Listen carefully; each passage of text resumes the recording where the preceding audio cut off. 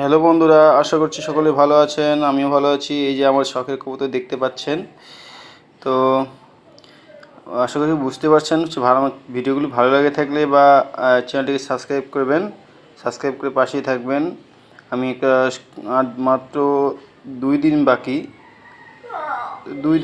তো 2 দিন পরে আমি দেখাবো আপনাদেরকে আমার কবুতর যেহেতু অনেকদিন পরে ডিম দিয়েছে, তো সেই ক্ষেত্রে 2 দিন পরে দেখাবো আপনাদের যে কবুতরের ছানা কয়টা আছে। হ্যাঁ, তো 2 দিন পরে আবার ভিডিও দিব আপনাদেরকে দেখানোর জন্য। এই যে এই ছানাগুলোকে আলাদা করে দিচ্ছি, বড় হয়ে গেছে। আর 2 দিন পরে আবার নতুন ছানা উঠবে, তো সেই ক্ষেত্রে তার জন্য আলাদা করে দিচ্ছি। কবুতর পালার শখ আমার অনেক দিনের।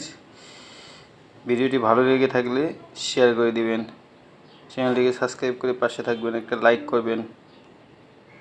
শখের কবুতর।